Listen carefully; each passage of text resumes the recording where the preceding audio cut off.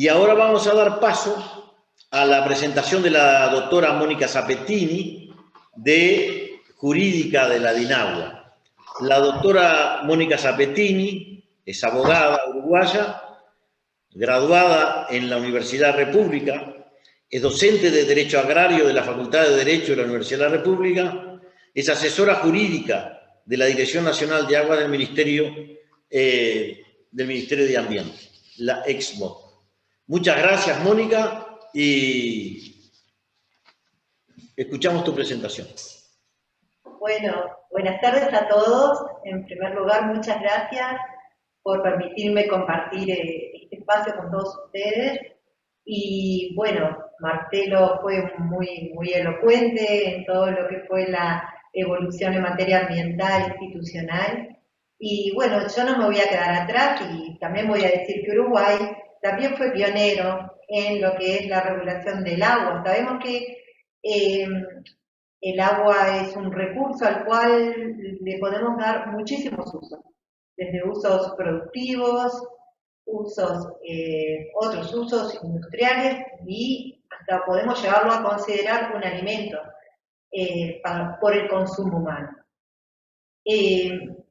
Entonces, en cuanto a los antecedentes de la gestión del agua, nos podemos remontar al primer Código Rural de 1875, en el cual, por primera vez, se regula la gestión del agua, y basados en la ley española de 1866, y en donde se establecían más de 300 artículos para regular el recurso en cuanto a su gestión, en donde se dividía tanto por la propiedad como por el aprovechamiento, y se incluía dentro del aprovechamiento actividades como el riego, la pesca, navegación y abrevadero de ganado, así como los derechos de aprovechamiento, los permisos y las concesiones.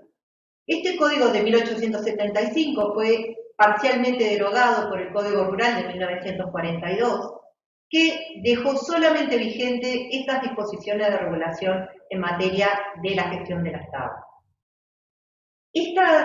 Estas disposiciones se mantuvieron vigentes por más de 100 años, hasta que, en el fines del año 78, se promulga el Código de Agua, que luego fue convalidado como Decreto Ley 14.859.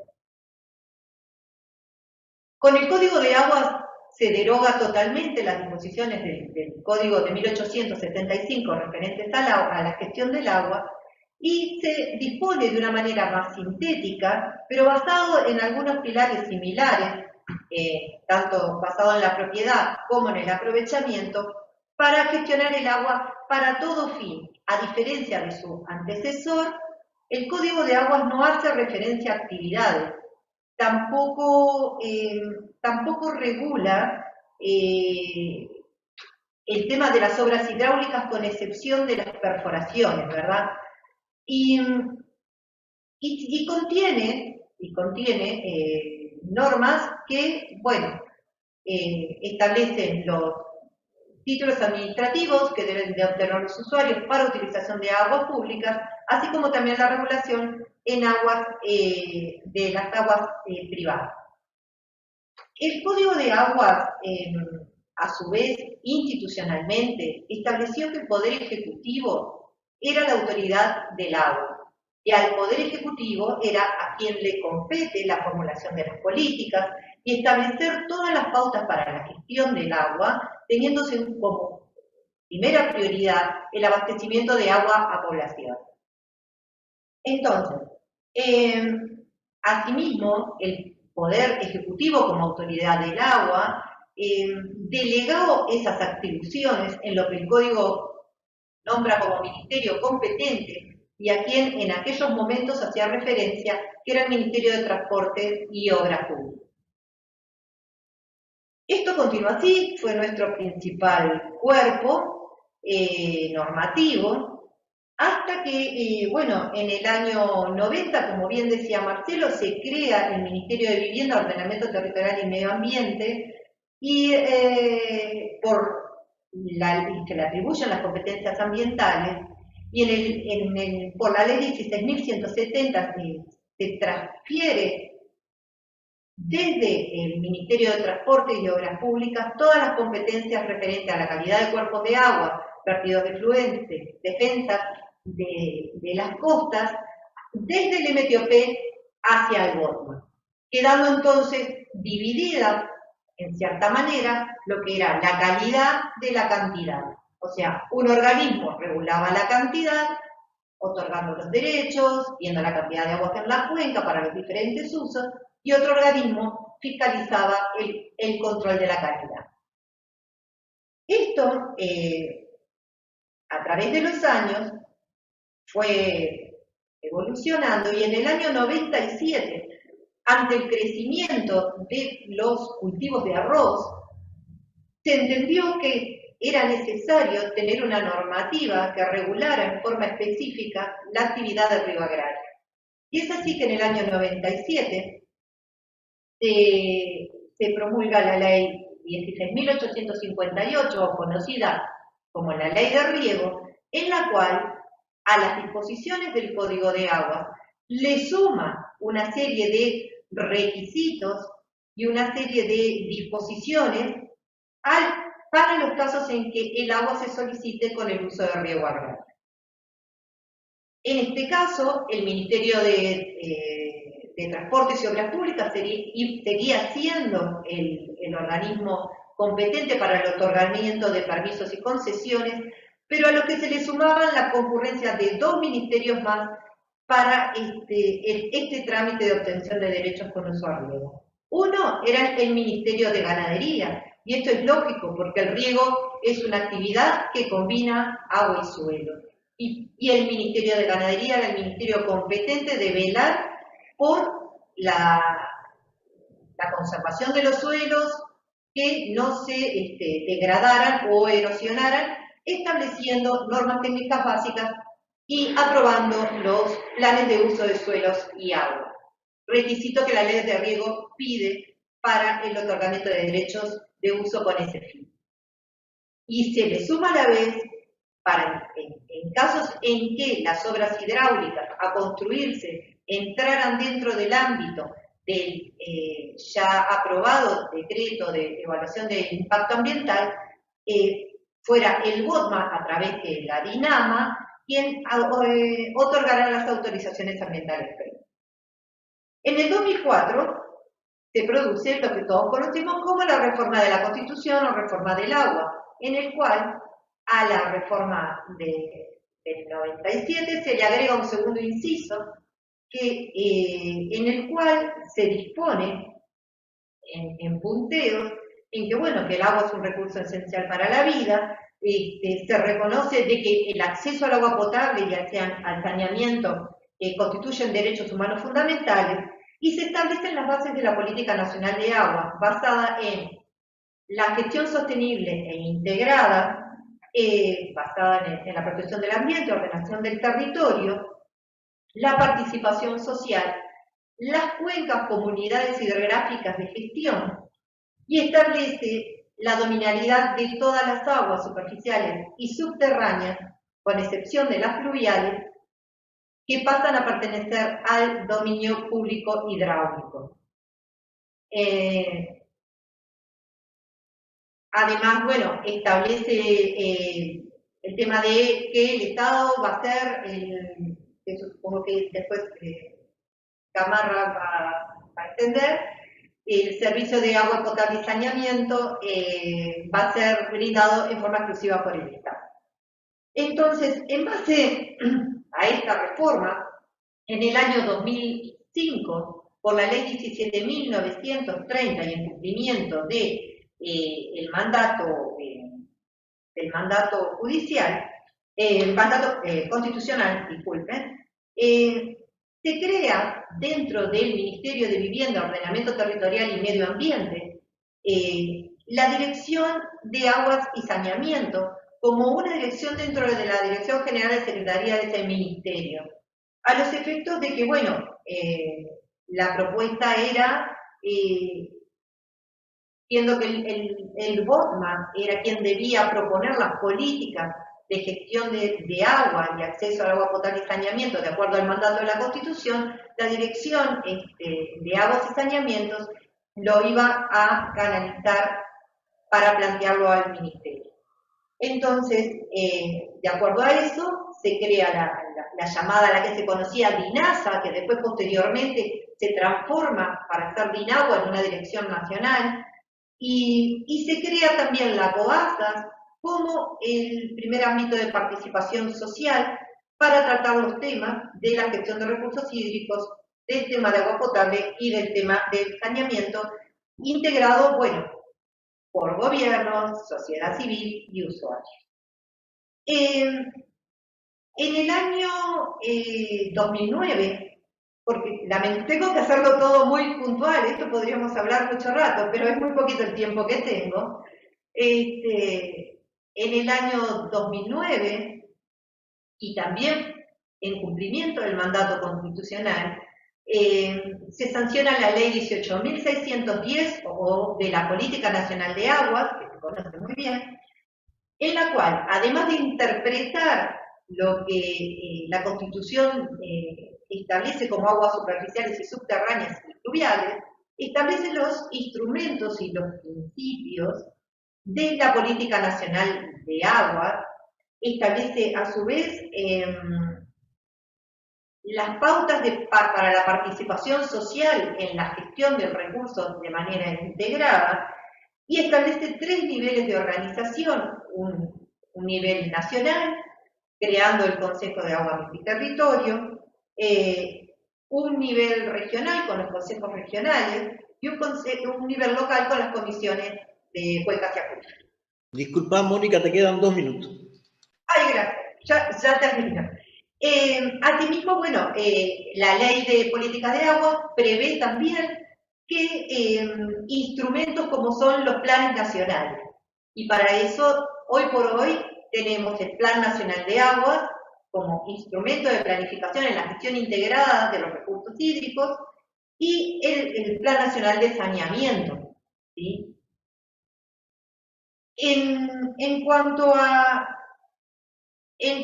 la institucionalidad, en el año 2007 se hicieron las transferencias de lo que le quedaba al Ministerio de Transportes y Obras Públicas, al BOTMA, de lo que fueron la administración, uso y control de los recursos hídricos, quedando entonces establecido que DINAMA iba a ser la dirección competente en el control de la calidad de las aguas y DINAGUA pasa a ser el administrador gestor de la cantidad. De esta manera, aparte del formulador de las políticas. De esta manera la institucionalidad hoy la tenemos así, con, bueno, la novedad del nuevo ministerio creado por la LUC, que ya lo explicó Marcelo muy bien, y a quien se le transfirieron las competencias de ambas direcciones, y en lo que a mí respecta, explicar que DINAGUA pasa al nuevo ministerio con todas esas competencias, ¿sí?, de administrar el uso y control de los recursos hídricos y de formular al Poder Ejecutivo las políticas en planificación, gestión de recursos hídricos, acceso a agua potable y saneamiento. Creo que el tiempo se me está acabando y no les quiero robar mucho más, pero bueno, les agradezco mucho y a las órdenes por cualquier otra consulta o ampliación. Muchísimas gracias, Mónica. Los agradecidos somos nosotros por las presentaciones. La verdad que la presentación de Marcelo nos dio un gran marco, una evolución, y tú ahora con la evolución de la institucionalidad del agua en el país y la Política Nacional de Aguas también, o sea que ha sido más que importante lo que han vertido ambos. Pasaríamos ahora a la socióloga Andrea Gamarra. Andrea Gamarra es licenciada en Sociología, graduada en la Universidad de la República con formación en Políticas Públicas. Dirige desde hace 10 años el equipo de agua potable y saneamiento de la Dirección Nacional de Aguas del Ministerio de Ambiente, la ex-MOTMA. Andrea, muchas gracias y escuchamos tu presentación. Bueno. tardes. Bueno, como dijeron mis compañeros, agradecer la oportunidad de estar en este evento. Bueno, para los que me conocen, que ya veo la lista de participantes que hay un montón de gente conocida, saben que me voy a apartar rápidamente del discurso legal de Marcelo y de Mónica y hasta de la forma. Creo que hasta la directora sabe que me aparto un poco de la forma. Y yo tenía una presentación, pero decidí cambiar mi presentación. Tenía para pasar, pero decidí cambiar. Porque me parece que es, dado lo que le planteaba Marcelo, lo que planteaba Mónica, bueno, es como mostrar la institucionalidad en marcha, ¿no? Y yo voy a hablar, y es desde, o sea, estamos hablando de la institucionalidad del agua potable y saneamiento, voy a hablar desde el quehacer de una división de agua potable y saneamiento. Digo, ni que hablar, digo que nosotros, esta creación de la Dirección Nacional de Agua y Saneamiento, a mí me encantaba ese nombre, que pasa de agua, a partir del mandato constitucional que tenemos, que también es parte de la innovación de Uruguay en plantear el acceso al agua potable y saneamiento como derecho humano fundamental, bueno, nos dejó en un brete que nosotros tenemos que cumplirlo, ¿no? Pero tenemos ese marco de actuación que no es tan fácil, es fantástico escribirlo, pero no es tan fácil después actuar en consonancia. Y nosotros tenemos el mandato constitucional, tenemos ese cambio que se hizo en la reforma del 2004 que planteaba Mónica, que es que ya los servicios de agua potable y saneamiento deberán ser prestados por actores públicos estatales, por personas públicas estatales, que también generó otro viraje, ¿no? Lo que venía haciendo el proceso de privatización, bueno, volvemos a que todos los servicios deben ser prestados por personas estatales. Y otro marco que tenemos en este momento son cumplir con las metas de los objetivos de desarrollo sostenible. Nada tan fácil, yo creo que a Uruguay le gustan los retos, pero bueno, esos retos cada vez nos ponen como mayores desafíos. Bueno, ¿qué significa esto de cumplir las metas del objetivo de desarrollo sostenible? Es que nos comprometimos en el año 2016 como país a que en el 2030 vamos a llegar a la universalización del acceso al agua segura y al saneamiento adecuado con gestión segura. O sea, el país se compromete a dar un salto enorme, un salto cualitativo a lo que veníamos trabajando. Digo que ya éramos un país muy exitoso en los objetivos del milenio, digo que decíamos que teníamos una cobertura de saneamiento del 99%, y bueno, de agua potable, por suerte podemos decir que sí, que somos un país en ese sentido muy exitoso, que tenemos un 99%. Pero claro, cambian las reglas del juego. O sea, ya no estamos pensando en un enfoque solamente sanitario, o sea, que las personas sean del agua potable y la gente se aleje de las excretas, sino que ahí entra ya el componente ambiental. O sea, la persona no solamente debe alejarse de la excreta para que se cumpla con una meta sanitaria, sino que la disposición de eso que eliminamos todos los humanos sea una disposición adecuada, ¿no? Una adecuada y que cuide lo que estamos descuidando bastante, que era el ambiente. O sea, el humano es parte de este ambiente y lo estamos cuidando. Entonces, se refuerza en esa meta. Entonces, ¿qué pasa con Uruguay? Que pasó de acceso a saneamiento de casi 98%, digo, porque todos teníamos, la mayor parte de nosotros teníamos un inodoro en nuestra casa o una letrina, lo cual dejaba nosotros nuestras disposiciones, a decir, bueno, pero ¿qué pasa con la disposición de esto? Entonces el país pasa de ese 99, 98 a tener un acceso a saneamiento seguro de un 48%. Ahora estamos mejorando porque se han hecho las ampliaciones de planta. Eso como que nos rompió muchísimo el discurso. Nos rompió el discurso de un Uruguay que era, o sea, siempre convencidos que éramos la Suiza de América y pasamos a ser un Uruguay en un contexto latinoamericano, ¿no? Entonces, bueno, ¿qué es lo que pasa ahí y cuál es el rol de la DINAGUA? Por eso quería salir como ese contexto. Nosotros nos acostumbramos en la DINASA y en la DINAGUA a decir que éramos una institución muy nueva. Y vamos a seguir diciéndolo, y ahora que estamos en un nuevo ministerio, podemos seguir diciendo que somos nuevos, pero se hacen sentir jóvenes. ¿Pero qué significaba esto? La creación de la DINAGUA y la competencia de la elaboración, de la formulación de la política pública de agua y saneamiento. que era muy difícil visualizar para el resto cuál es el rol de la DINAHUA.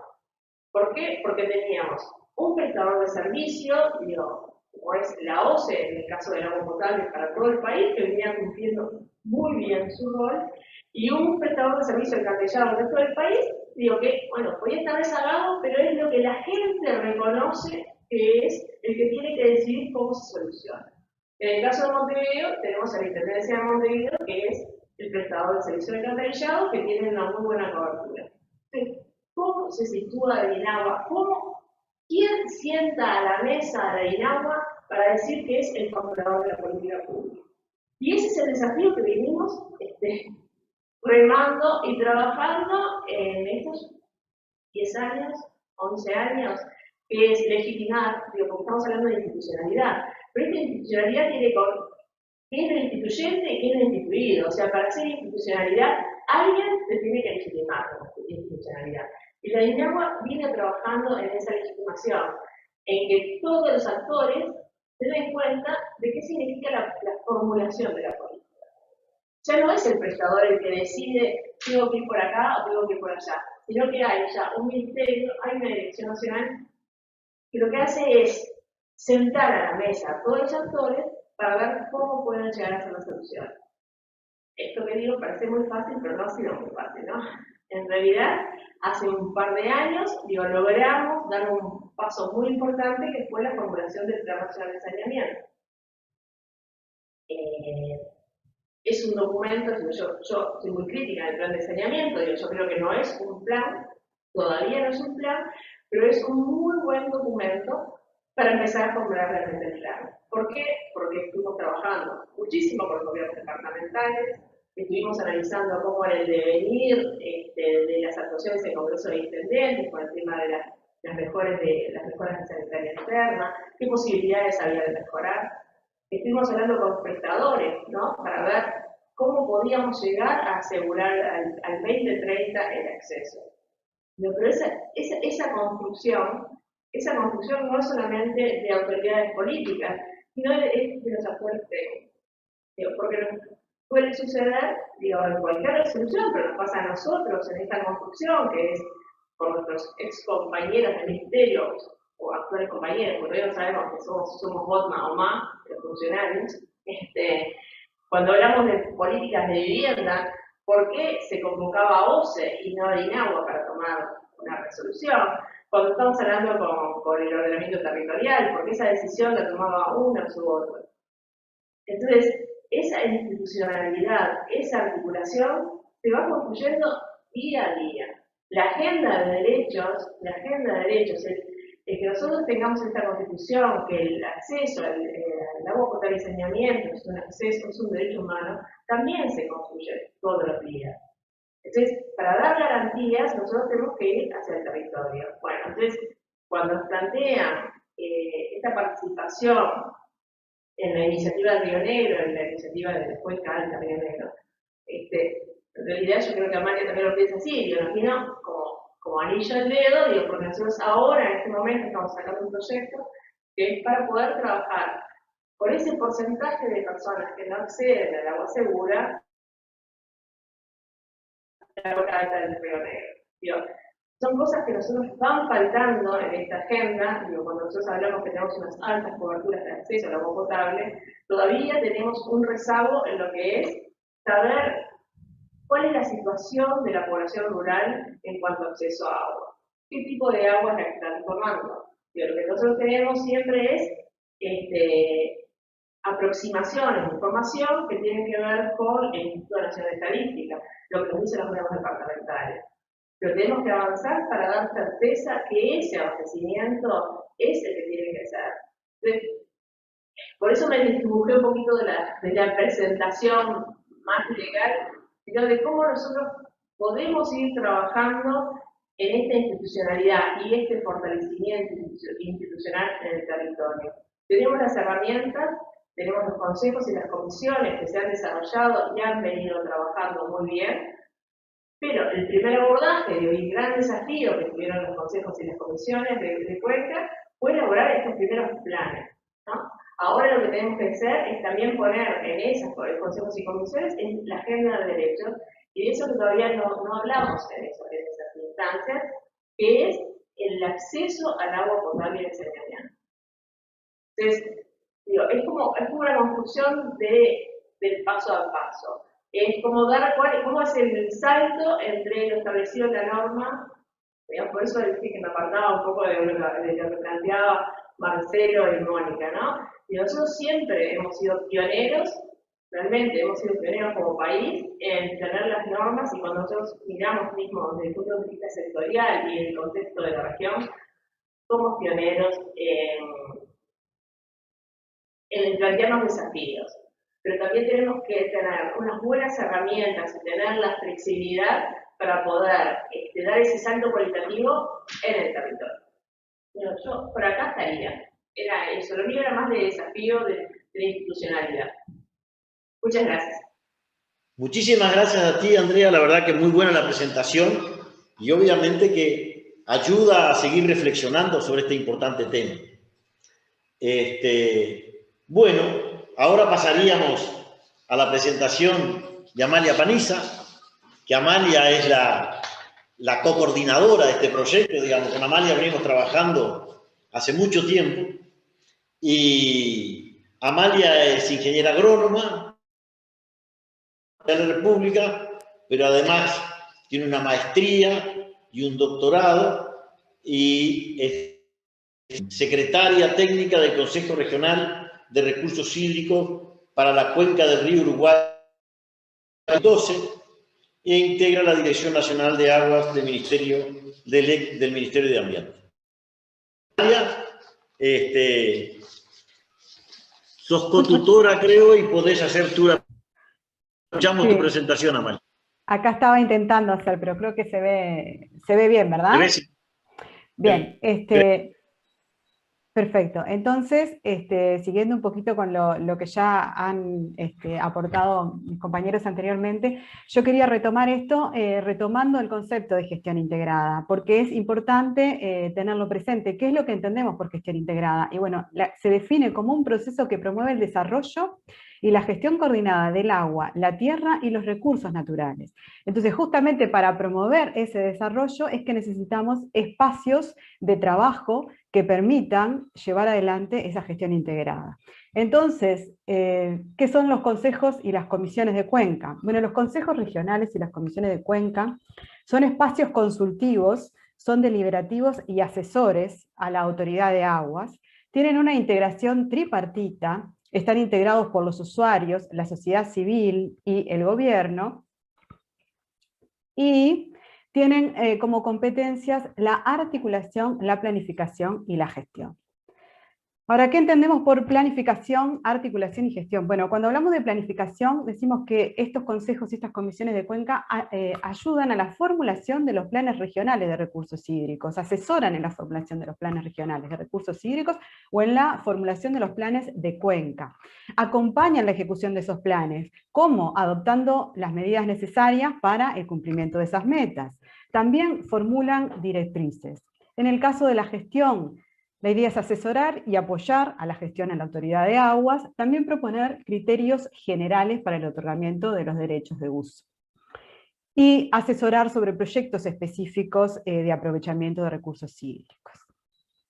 En cuanto a la articulación, la función principal es justamente vincular lo que es el Poder Ejecutivo con los demás actores que están involucrados en la formulación y en la ejecución de los planes y otros instrumentos de la Política Nacional de Aguas. Promover y coordinar la formación de las comisiones de cuencas y acuíferos, brindándole apoyo técnico a través de las secretarías técnicas, y propiciar el fortalecimiento y el ejercicio efectivo del derecho de participación ciudadana. También articular acciones con actores implicados en el abastecimiento de agua potable, inundaciones y drenaje, pesca, transporte fluvial, aprovechamiento hidroeléctrico, etcétera, respondiendo a alguna de las, y complementando, mejor dicho, algunas de las exposiciones anteriores. En el caso de las comisiones de cuencas y acuíferos, sus competencias son básicamente similares, pero ahora sí focalizadas al nivel de cuenca. La formulación y ejecución de planes locales, la vinculación con actores también locales en el marco de esa ejecución e implementación de esos planes, asesorar a los consejos regionales y también propiciar el fortalecimiento y el ejercicio efectivo del derecho de participación ciudadana. También tienen la competencia de emitir opinión de oficio o a solicitud de la autoridad de aguas acerca de los derechos de uso. Y administrar o proponer criterios de administración de conflicto. Esta presentación igual va a quedar disponible después, pero arriba en el título les quedan los números de los decretos por si ustedes quieren estudiarlos o tenerlos con mayor profundidad. En el caso del Consejo Regional de la región hidrográfica, perdón, de la cuenca del río Uruguay, bueno, es una región hidrográfica, una de las 3 regiones hidrográficas que tiene Uruguay, que compartimos con Argentina y con Brasil, es una región transfronteriza, que tiene una experiencia ya en lo que es la gestión y la administración de los recursos hídricos, porque es una región que ya hay juntas de riego de larga data, que ya vienen trabajando en la administración de los recursos hídricos, y donde el uso consultivo, principalmente del agua, es para riego. La integración del Consejo Regional, los consejos regionales se integran de forma tripartita y equitativa, es decir, que tienen 7 miembros del gobierno, 7 de los usuarios y 7 de la sociedad civil.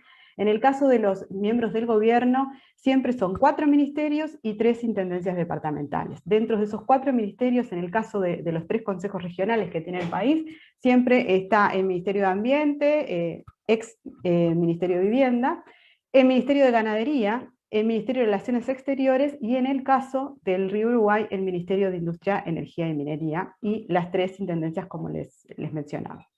En el caso de los usuarios, el principal usuario en la región es la OCE, en todo el país es la OCE, en esta región también destaca UTE, después las gremiales agropecuarias, la Cámara de Industria, en fin, y en caso de la sociedad, para el caso de la sociedad civil, tenemos a Línea, la Universidad de la República, representada con Facultad de Ciencias y Facultad de Agronomía, Comisión Nacional en Defensa del Agua y la Vida, Cultura Ambiental, la RENEA y Sindicato Portuario. Y en este caso tuvimos que incluir otra figura que no estaba prevista originalmente, pero debido a su relevancia en la región, sí era importante que estuviera en la mesa cuando se trataran temas relacionados con esta región, que es la delegación uruguaya de la CARO. Bueno, acá es un poco la trayectoria que ha tenido el Consejo Regional de Recursos Hídricos del Río Uruguay. Comenzó a sesionar, la primera sesión fue en el 22 de marzo del 2012, y lleva al momento 13 sesiones, ¿sí? En las primeras sesiones lo que se estableció es una estrategia de trabajo, se definió una agenda, un reglamento de funcionamiento, y se empezó a problematizar sobre la situación de los recursos hídricos en esta región.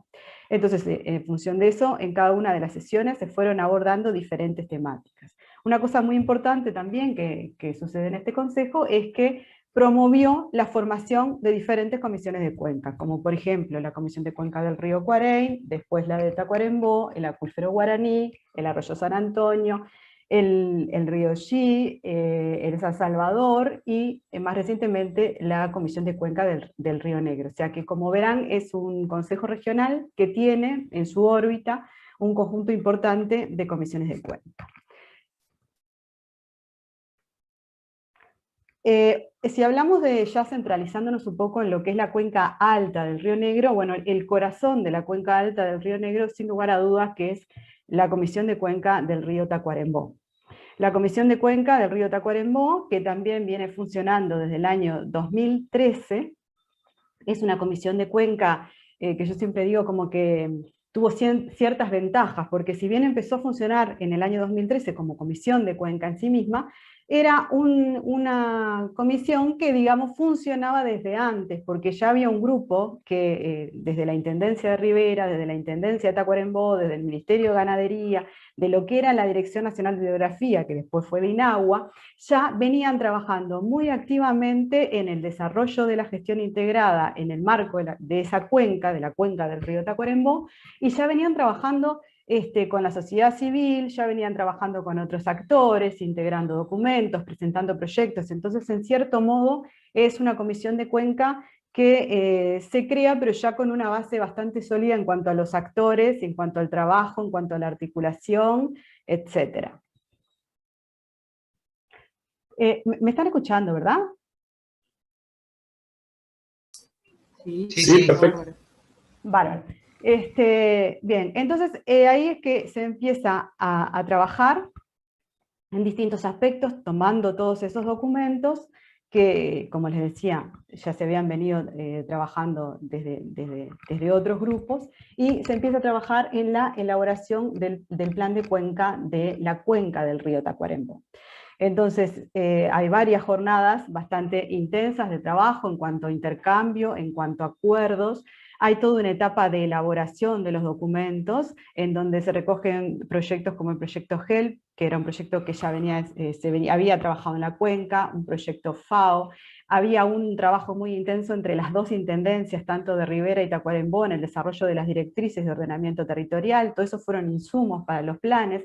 Después había muchos trabajos específicos que habían sido desarrollados por distintos grupos, por el INIA, por ejemplo, por la Asociación de Cultivadores de Arroz, o por la Sociedad de los Productores Forestales, o distintas empresas forestales, que también fueron aportando estudios, antecedentes, bueno, un montón de material en relación a lo que era la gestión integrada en esta cuenca específica. Y también un trabajo que se sumó después más tarde al plan que se realizó en la cuenca del río Tacuarembó, un trabajo de prospectiva que se llamó Tacuarembó 2050.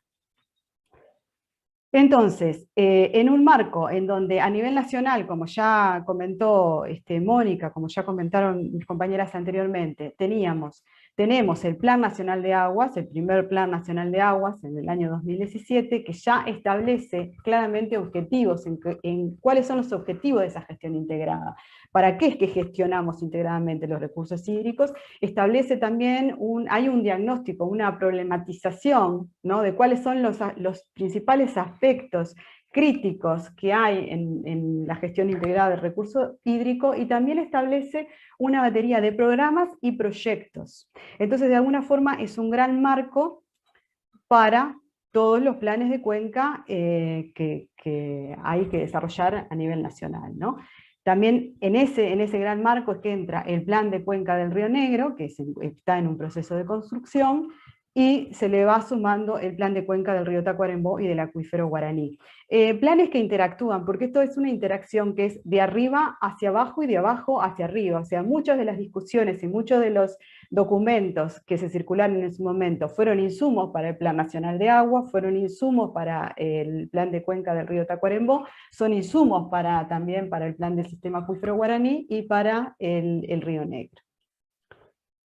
Finalmente, entonces tenemos en la región, en la cuenca alta del Río Negro, partimos con una serie de documentos que están para ser reelaborados, retrabajados y profundizar, como por ejemplo el plan de cuenca del río Tacuarembó que le mencionaba. Hay un atlas también que se hizo en conjunto con la Dirección Nacional de Ordenamiento Territorial, tanto del Tacuarembó como del Río Negro. Tenemos un esquema de programas y de proyectos. Está también la iniciativa del Río Negro, que a partir del año 2018 comenzó también a funcionar, y que también tiene una serie de programas y proyectos que después serán abordados en diferentes oportunidades. Y bueno, y está este proyecto del que somos parte en este momento, que es el proyecto de fortalecimiento de la participación en la cuenca alta del Río Negro, que también de alguna forma fue gestado en el marco de la cuenca del río Tacuarembó, ¿sí? Y la idea justamente es extenderlo al resto de la cuenca alta, integrando de forma más activa también a lo que es todo el territorio del departamento de Cerro Largo. acá me pidieron particularmente que hiciera hincapié en aquellas lecciones aprendidas, en los desafíos. Entonces, en el marco de eso es que viene a cuenta esta diapo, ¿no? En cuanto a las lecciones aprendidas, bueno, para mí un tema clave es que el marco normativo e institucional debe existir, es decir, no tendríamos consejos regionales ni comisiones de cuencas si no hubiéramos tenido la reforma de la Constitución, si no hubiéramos tenido la Ley de Política Nacional de Aguas y después todos los decretos reglamentarios que de esa Ley de Política Nacional de Aguas que dan lugar a que exista los consejos regionales de recursos hídricos y las comisiones de cuenca. Por otro lado, la voluntad política son indispensables, son muy importantes, y el papel que tienen las intendencias en el funcionamiento de estos espacios y los actores locales es muy relevante. A nivel nacional, las mejores comisiones o las comisiones que funcionan mejor son las comisiones donde las intendencias tienen un papel muy protagónico. Todos estos procesos deben ser públicos y transparentes y estar comunicados permanentemente, una comunicación a la población, pero también una comunicación a la interna de las distintas instituciones. Eso me parece que es un tema relevante. Todos estos procesos de participación son de tiempo variable e incluyen multiactores, y ya la condición en sí mismo de incluir varios actores ya es una complejidad y una dificultad en el proceso, a la vez de que es una gran riqueza, pero ya es un tema a tener en cuenta. Todos los actores son diferentes y no tienen las mismas capacidades y oportunidades para participar, y por lo tanto hay que estar pendiente y desarrollar estrategias que permitan una mayor participación y sobre todo una mayor apropiación de estos espacios de trabajo. Bueno, los actores locales siempre concentran gran parte del conocimiento, y esto nunca se parte de cero, siempre hay un conocimiento que se va acumulando en las regiones, y es importantísimo trabajar permanentemente en compartir los diferentes puntos de vista y construir los acuerdos. Creo que esto es de las cosas más valiosas que tienen estos espacios. Si queremos trabajar en una gestión integrada de los recursos hídricos, bueno, hay que sentar a la mayor cantidad de actores posibles en la cuenca, lo más amplio posible, y tratar de ir compartiendo los puntos de vista para ir construyendo los acuerdos. Todas las posiciones tienen que ponerse sobre la mesa porque son relevantes. En cuanto a los desafíos, para mí hay un tema central que siempre lo menciono, que es necesario promover una mayor apropiación y un compromiso por parte de las instituciones que integran el Consejo Regional. Esto aplica para mí particularmente a las instituciones de gobierno. Esto implica destinar recursos humanos calificados, recursos económicos y recursos tecnológicos para apoyar y para que todos estos espacios puedan cumplir con esas competencias que se le asignan los decretos. Todos los actores tenemos responsabilidades diferenciadas en este proceso, pero todos, el gobierno tiene sus responsabilidades, los usuarios también y la sociedad civil también.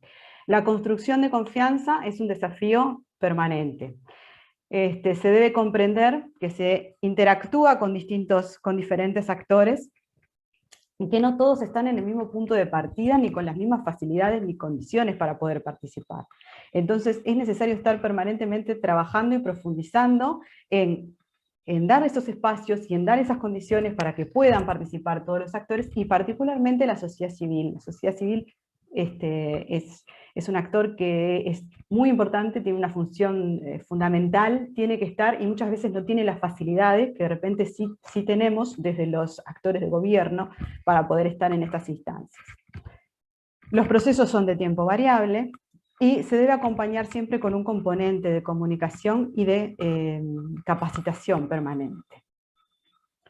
Ahora ya, para finalizar, en cuanto al resumen de qué es lo que tenemos, bueno, tenemos desde el año 2011 que empezaron a funcionar la primera comisión de cuenca, por ahí del 2011, a la fecha, bueno, tenemos 3 consejos regionales, tenemos 13 comisiones de cuencas y acuíferos, todas han recorrido un caminos diferentes y caminos a mejorar en muchísimos aspectos, hay muchísimas cosas para mejorar, pero existen. Existen en la cuenca alta del Río Negro básicamente 3 grupos: la Comisión de Cuenca del Río Tacuarembó, la Comisión del Sistema Acuífero Guaraní y más recientemente la Comisión del Río Negro, o sea que son 3 espacios de trabajo cuyo desafío es justamente articularlos para poder caminar y trabajar hacia una gestión integrada de esa cuenca alta del Río Negro. En cuanto al funcionamiento de los espacios de participación, es muy variable, altamente variable y con altibajos, pero no obstante eso, se ha llevado a algunos productos que, como por ahí decían, sí, son mejorables, todo es mejorable, pero tenemos un Plan Nacional de Agua que, aparte de ser el esfuerzo y el trabajo de una serie de técnicos de muchos lados, incluso a veces algunas consultorías, ha tenido en ese proceso de elaboración del Plan Nacional de Agua, los consejos regionales y las comisiones de cuenca han tenido un papel protagónico para discutir, para analizar, para introducir propuestas. A nivel de la cuenca del río Tacuarembó, bueno, tenemos una propuesta de plan del río Tacuarembó, que está bastante redonda, yo diría casi acabada. También tenemos un atlas. A nivel de la cuenca del Río Negro y del acuífero guaraní se está trabajando, están en el proceso de trabajo de los planes de gestión integrada, también de los atlas, y tenemos funcionando este proyecto de fortalecimiento de la participación, que ya viene funcionando, como decía Gustavo al inicio, hace un año y pico, y otros más que ya habrá instancia seguramente de presentar en la iniciativa del Río Negro, que también es uno de los grandes proyectos que ha empezado a funcionar recientemente. Bueno, ya finalizando, espero no haberme excedido mucho el tiempo, pero también mencionarles que en la cuenca alta del Río Negro tenemos 2 oficinas regionales, la oficina de Tacuarembó y la oficina de Río Branco, a cargo de Pablo Aguerri y Gonzalo Guerines, que son nuestros jefes y referentes a nivel de territorio de la Dirección Nacional de Aguas. Y por ahí estaría dejando yo por acá, agradecerles también el tiempo, y quedo a disposición.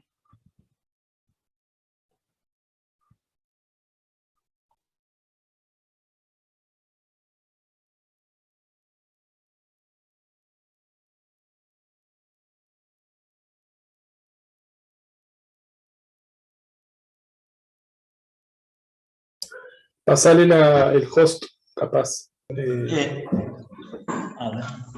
Bueno, muchísimas gracias por la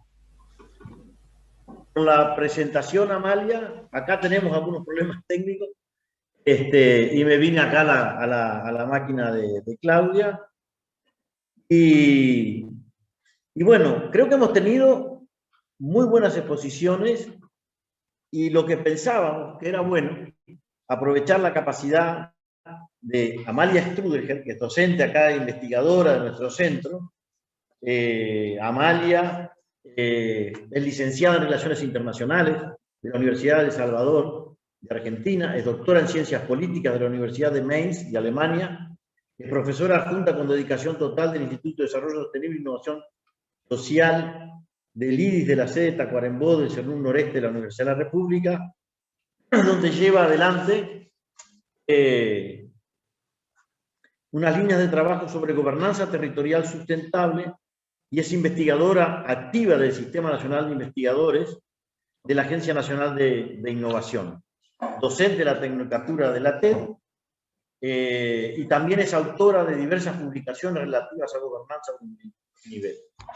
Y entendíamos que era muy bueno que Amalia, con su capacitación, nos hiciera un resumen para luego abrir paso al espacio de preguntas.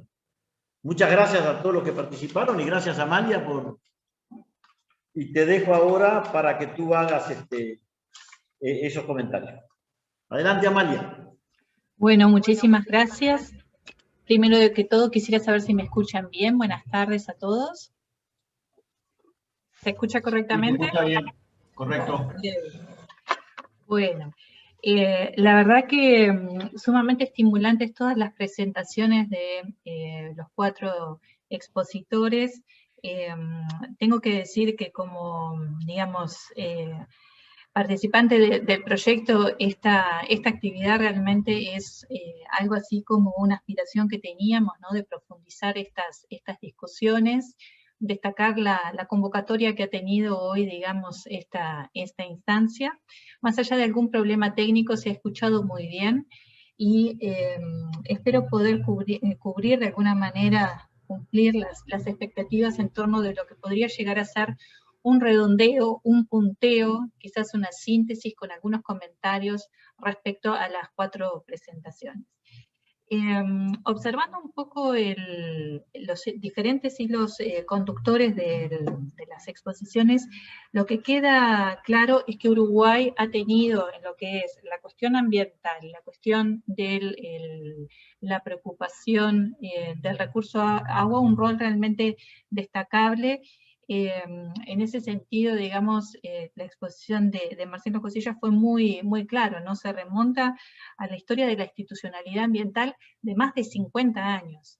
Eso es, digamos, algo que para un país latinoamericano, que bueno, muchas veces, ¿no?, con los embates de las rupturas democráticas y demás, no es un dato menor que ya se esté pensando desde hace tanto tiempo en la cuestión, digamos, medioambiental. Si bien, como decía Marcelo, en un comienzo de alguna manera un tanto simbólica, ¿no?, con ese protoorganismo que había sido, digamos, el inicio de toda esta trayectoria, ¿no?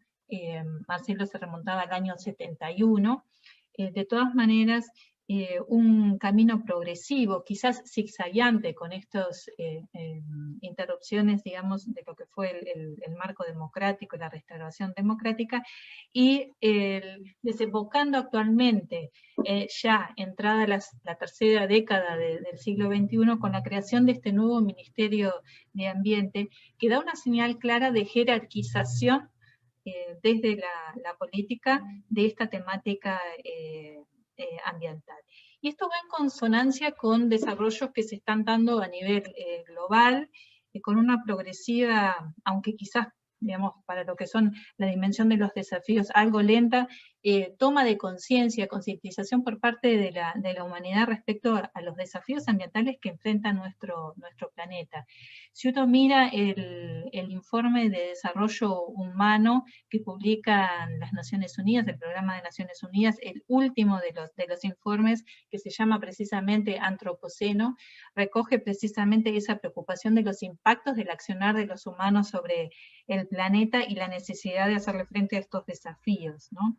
Entonces, en ese sentido es interesante visualizar, digamos, desafíos como los de cambios climáticos a los que Uruguay está haciendo frente ya, digamos, desde hace más de 15 años, digamos, en forma sustantiva. Esto para complementar un poco, digamos, con lo que es la cuestión de la gestión del recurso hídrico. Interesante en la exposición de Marcelo, que de haber sido, digamos, un inicio quizás algo humilde, digamos, esta creación de institucionalidad, ahora se dispone de un presupuesto específico para este ministerio y el desarrollo de un organigrama donde la inserción institucional del recurso hídrico queda muy, muy clara y jerarquizada dentro de la nueva estructura del ministerio, dentro de esta nueva institucionalidad. Continuando, digamos, con lo que fue la exposición de Mónica Sapettini, también destacar nuevamente esta cuestión como pionera que tiene Uruguay. Mónica se remontó mucho antes en la historia, ¿no? 146 años, a 1875, y esta revisión que ella fue haciendo de los distintos códigos, inspirados primero en la legislación española, y bueno, esta cuestión, digamos, de cómo se va armonizando la cuestión del aprovechamiento y la propiedad del recurso hídrico. Para ir dando, digamos, una idea de lo que fue la evolución del marco normativo, jurídico del recurso agua, donde la lectura es que de haber sido un recurso donde el rol del Estado digamos, marcaba una impronta bastante clara, a este nuevo enfoque donde digamos, es clara una progresiva inclusión de la participación de la sociedad civil, de diferentes usuarios, así como también una mención cada vez más fuerte de los distintos niveles gubernamentales, de los distintos niveles territoriales que están implicados en la gestión del recurso. Continuando luego con un enfoque algo diferente, que fue la presentación de Andrea, ¿no? Que se como ella dijo, se separó un poco de lo que era la presentación jurídico-normativa para ir un poco más a presentar los desafíos de la actuación efectiva desde la institucionalidad, digamos, de la DINAHUA y de la dirección donde ella está inserta referida al agua potable y saneamiento.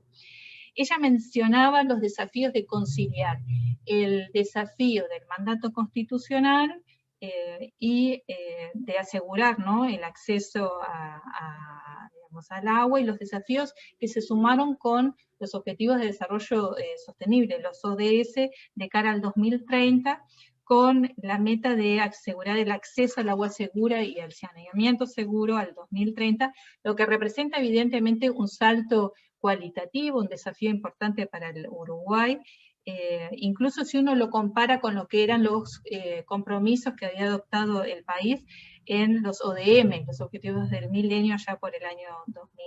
Esto implica, digamos, además de un salto cualitativo para la política, también, digamos, poner al ser humano, digamos, en el foco, el ser humano, sus derechos de acceso al agua y al saneamiento seguro,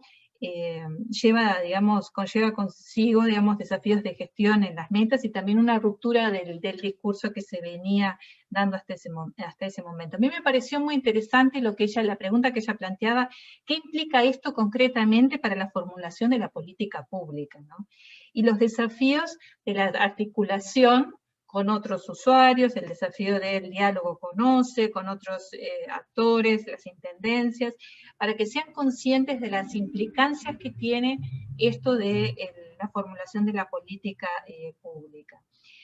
Señalaba también lo que era la contribución, por ejemplo, del Plan Nacional de Saneamiento, que bueno, sobre el que ella veía espacio, digamos, de trabajo, de profundización con las intendencias y con los diferentes prestadores.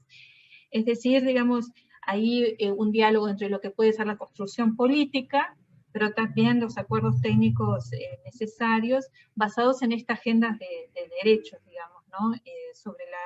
Partiendo del mandato constitucional, y lo que ella señalaba del desafío de construir esto en el día a día. A mí, digamos, situada acá en el territorio, un aspecto que me parece sustantivo en la intervención de Andrea fue esta necesidad de la debida articulación institucional con el territorio y el diálogo con las cuencas.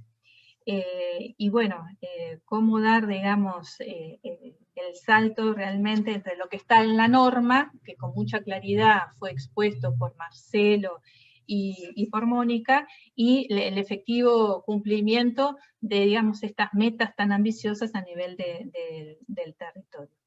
Y ahí, digamos, voy a la intervención de mi tocaya y compañera de proyecto, Amalia Paniza, que hacía, digamos, este recorrido, ¿no?, por la construcción institucional de las cuencas, que es como el ámbito territorial donde esta institucionalidad termina materializándose, y el concepto que ella, digamos, subrayaba como punto de partida, que era la gestión integrada, que en definitiva es eso a lo que se apunta, ¿no?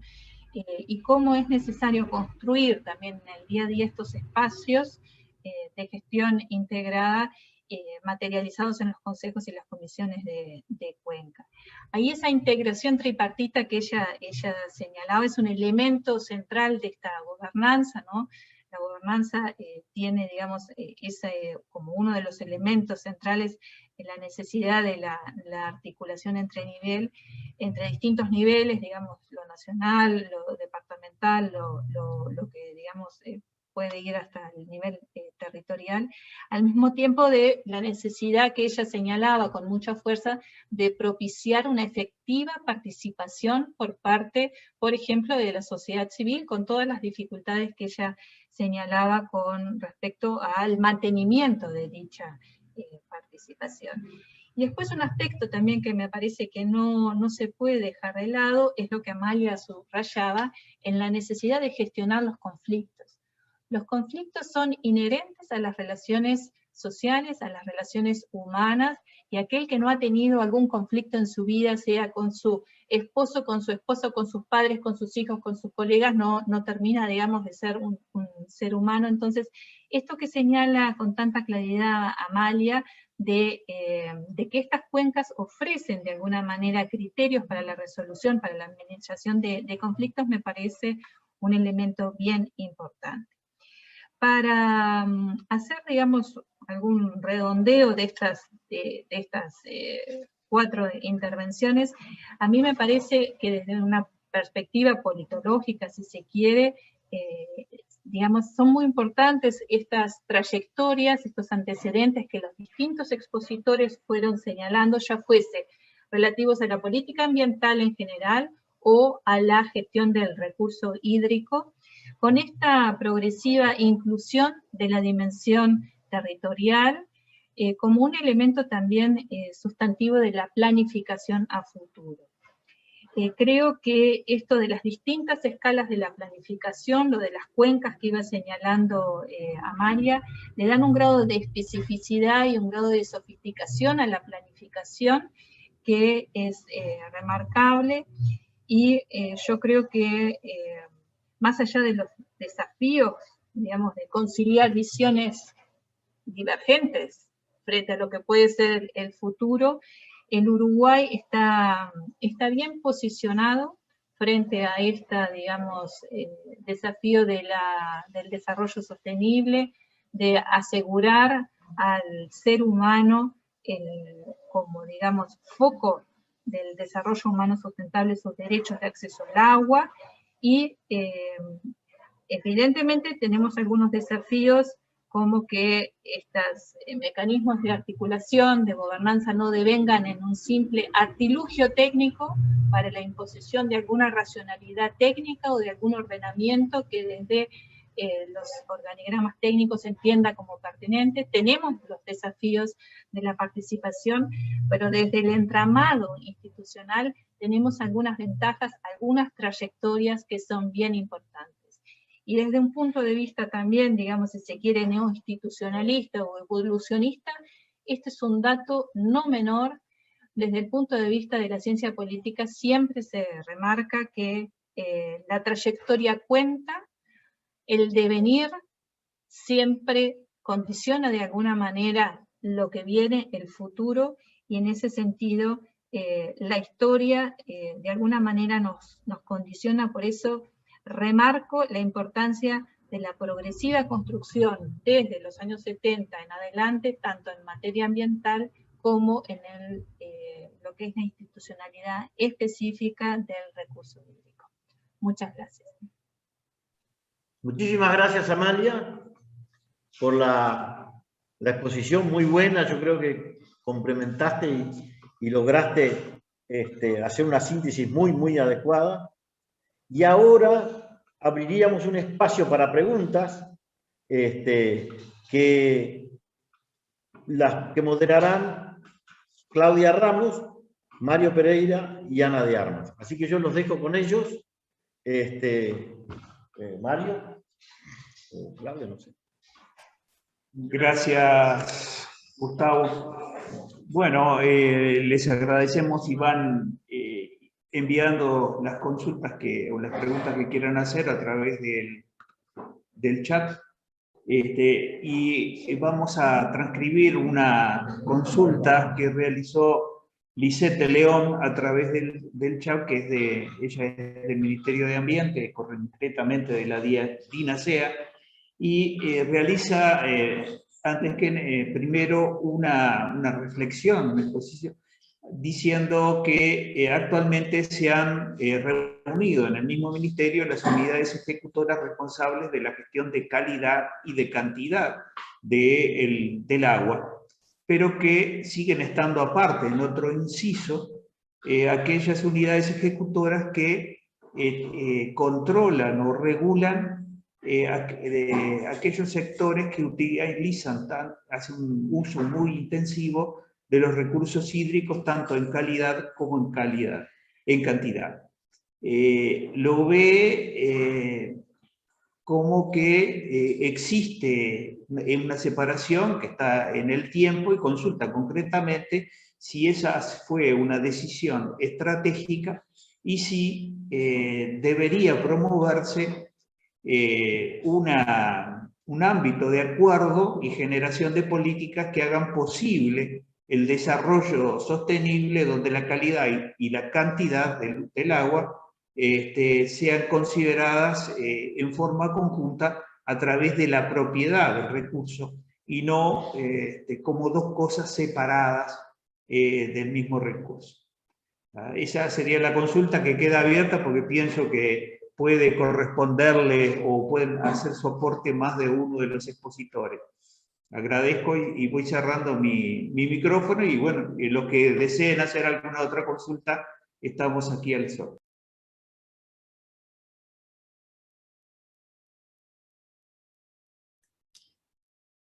Voy a permitirme contestar. No soy expositora, pero es un tema estrictamente político, y espero que por ahí esté nuestro asesor general del Ministerio de Ambiente para escuchar lo que quiero decirle a Lisette, que es una gran colaboradora, es parte del equipo, ¿no? Siempre en todas las reuniones, tiene razón Lisette, la cantidad y la calidad intentamos que vayan de la mano. Entonces, lo que puede esto llevar es quizás a una demora en determinados trámites, porque nos encontramos en oficinas diferentes, pero siempre estamos trabajando en forma mancomunada en lo que tiene que ver con la gestión integrada. De hecho, tanto Lisette y las personas de DINASEA y participan prácticamente en todas las comisiones junto con los equipos de DINAGUA en lo que tiene que ver con las definiciones de la administración, porque muchas veces DINASEA tiene que dar su aprobación cuando tiene que ver el tema de impacto ambiental de algún emprendimiento, cuando se requiere legalmente que se expidan. Ahora bien, yo creo que en este momento no se pueden apresurar las cosas. Creo que todo el mundo habla de que cantidad y calidad van de la mano. Sé que también en las autoridades se ha manejado el tema, y directamente mi persona en una concurrencia al Senado, dije que sería bueno en un futuro que la cantidad y la calidad del agua estuvieran juntos en una sola unidad ejecutora. Ahora bien, el Ministerio de Ambiente es un ministerio nuevo que tiene toda una cantidad de, como decía bien el director general de Recursos Legales, Marcelo Cousillas, el doctor Cousillas, que tiene una serie de inconvenientes porque nos estamos creando. Entonces, hoy por hoy no se ha tomado en cuenta cambio de atribuciones, y no quiere decir que no se pueda hacer, se puede hacer incluso a partir de la próxima ley de presupuesto o cuando las autoridades entiendan pertinente. Al momento no se está hablando de hacer una unificación de la cantidad y la calidad, o sea, de retirar la unidad que hoy está en DINASEA y pasarla a DINAGUA. Desde el punto de vista personal, sí, quizás es una posibilidad muy interesante, pero hoy por hoy no estamos discutiendo ese tema a nivel de las autoridades. Está presente, pero no se ha tomado como un tema prioritario. ¿Por qué? Porque primero hay que instrumentar el ministerio y ponerlo a funcionar, que no es un tema menor. Ya DINAGUA, que es una unidad ejecutora que pasó con todas sus atribuciones y el personal que le corresponde, como decían por ahí recién, creo que fue Andrea, todavía no ha podido pasar los recursos humanos que están en el Ministerio de Vivienda y Ordenamiento Territorial y cambiarlos al inciso 36, que sería el Ministerio de Ambiente. Entonces, lo que consideramos que ir a paso y darle la forma al Ministerio de Ambiente, y una vez que estemos trabajando quizás hasta en el mismo edificio, que hoy no lo estamos como estábamos antes en forma bastante dispersa, una vez que podamos estar realmente organizados, ¿por qué no? Habrá que ver cuáles son los ajustes institucionales que tenemos que hacer. No sé si Marcelo, si estás por ahí, si Sí, aquí estoy. querés agregar algo. Sí, gracias, Viviana. Sí, realmente el tema que plantea Lisette es un tema delicado. En realidad ella en la pregunta que está escrita en el chat para los que la quieran ver, realza que la unidad, la calidad y la cantidad ya están en el mismo organismo. Porque recordemos que durante un tiempo, entre 1990 y el año 2005-2006, la calidad y la cantidad estuvieron en dos ministerios separados. Eso es complejo porque más allá de los temas administrativos, había un tema de normativo y político que hacía más dificultosa la gestión.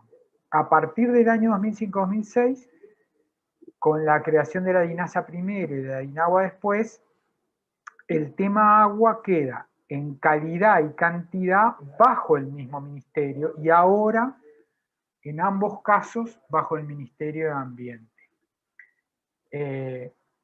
Como dice Viviana, es un tema en el que hay que ir paso a paso y hay que ir con cuidado, porque no cabe duda que el agua forma parte del ambiente. Y entonces tenemos que seguir pensando en el divorcio de los recursos hídricos, o tenemos que tender a que cada vez más el agua se integre a una gestión ambiental integrada, porque está bien hablar de la gestión integrada de los recursos hídricos, pero está bien también hablar del agua integrada en la gestión ambiental para que el ecosistema tenga un abordaje pleno, integral, incluyendo obviamente la trascendencia que tiene el agua para la vida misma. Creo que la pregunta de Lisette iba más orientada hacia el afuera del Ministerio de Ambiente, cómo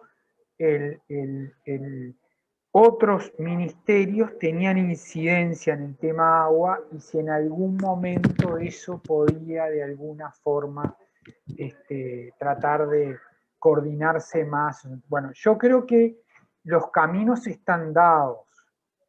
De alguna manera, la existencia del ministerio, la comisión asesora, las comisiones de cuencas, toda esta estructura institucional apunta no solo a la participación pública, sino también a que el Estado tenga una respuesta mucho más coordinada. Y permítanme afirmar algo que jurídicamente es correcto y me parece que es conveniente tenerlo en cuenta. La Autoridad de Aguas es el Ministerio de Ambiente y la DINAGUA. La Autoridad de Aguas está radicada en esta Secretaría de Estado. Por supuesto que hay otras Secretarías de Estado que tienen mucha trascendencia en lo que hacen y que ven el agua integrada a la producción agropecuaria, el agua integrada a la generación de energía, el agua integrada a la producción industrial o a la navegación de los barcos, yo qué sé, ¿no? Pero en realidad el código es muy claro, ¿no? La Autoridad de Aguas está en el Poder Ejecutivo y se ejerce a través del Ministerio competente. Y toda la legislación posterior contribuye a mostrar que hay cosas diferentes. Una cosa es la Autoridad de Aguas y otra cosa es que haya otros organismos que por supuesto tienen competencia en materia del agua, por supuesto muy importantes, pero no son Autoridad de Aguas. Son prestadores de servicios, son reguladores de riego, son reguladores, usos muy trascendentes, no le estoy quitando trascendencia. Lo que estoy tratando es de mostrar que hay roles diferentes que en la medida en que se articulen y coordinen, es la forma en que la política de aguas, la política ambiental, la política de desarrollo sostenible, porque Lisette en la pregunta habla de desarrollo sostenible, verdaderamente se va a poder aplicar en los hechos. Gracias.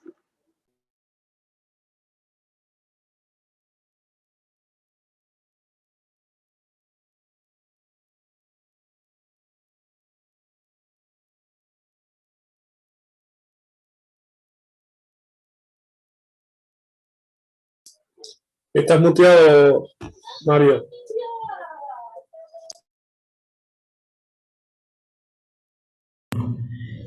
Gracias, me había desmuteado en otro perfil. Les agradezco tanto a Marcelo como a Viviana las respuestas y le voy a dar, si no hay ninguna otra pregunta que haya llegado al chat, le daría paso al ingeniero Gustavo Ferreira y a Amalia Struldreger, creo que está bien, para dar cierre a la actividad. Gracias.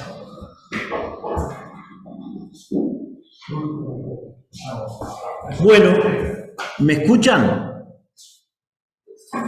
¿Se escucha bien? Bueno, primero que nada, un agradecimiento muy grande a todos los que han participado. Yo prefiero darle primero a Amalia que haga su cierre y después yo haría el cierre de toda la actividad. Y la verdad que ha sido un espacio de gran disfrute porque uno se pudo nutrir mucho con todas las exposiciones que se han dado. Amalia, te paso la palabra. Bueno, muchas gracias, Gustavo. Yo ya hablé bastante y a lo que, digamos, se dijo en los últimos intercambios, solamente quiero, digamos, resaltar que salen al encuentro de las metas de nuestro proyecto, que como ustedes saben tiene que ver con el fortalecimiento de los procesos participativos en la cuenca alta del Río Negro. Así que efectivamente ha sido, digamos, esta una instancia que contribuye a esta construcción progresiva que estamos haciendo en el proyecto. Los invitamos, redoblamos la apuesta para la próxima actividad que va a tener lugar dentro de 15 días para continuar y profundizar estos diálogos. Las exposiciones que hemos tenido hoy nos han dado un marco normativo, jurídico y de actuación muy claro, y creo que sobre esa base podemos avanzar con muchas certezas en los próximos intercambios el 19 de mayo, que esa vez no va a ser de tarde como en esta ocasión, sino que va a ir de mañana. Los detalles están también en la invitación que se les va a hacer llegar. Así que bueno, a todos muchísimas gracias por su participación y bueno, sigamos en contacto. Gracias. Bueno, la verdad que muchas gracias. Pedirles a todos las disculpas por los inconvenientes técnicos que tuvimos. Digo, nos sucedieron en la presentación del video ahí y después se ve que hubo una distorsión, pero creo que pudimos disfrutar de las presentaciones de todos ustedes. Creo que lo que más resalto es un poco, como decía Viviana al principio, es que estamos trabajando todos juntos, preocupados por lo mismo y buscando que este recurso que es tan escaso, un recurso que la verdad que sí lo voy a decir porque cada vez que fue de los impactos fuertes que tuve este año, cuando vi que se cotizaba el agua en la bolsa de valores. Yo creo que no es bueno eso, no es bueno que el agua como recurso que es básico para la humanidad, que es básico para todas las, empiece a ser una mercancía. Por suerte en este país, y por suerte por todo lo que dijeron ustedes, en este país y constitucionalmente, el agua es un recurso que nos sirve a todos para poder tener mayor bienestar. Muchísimas gracias y bueno, como decía Amalia, los esperamos la próxima actividad, ahora el 19 por la mañana y bueno, y aquí estaríamos haciendo el cierre. Muchas gracias sinceras a todos. Abrazo enorme, un éxito, muchísimas gracias. Gracias a ti, Viviana, a todos. Nos vemos. Que pasen muy bien. Chao, chao. Gracias, hasta luego. Adiós. Amalia o Gustavo, ¿dónde queda el video? Que consulté ahí, pero no tuve respuesta.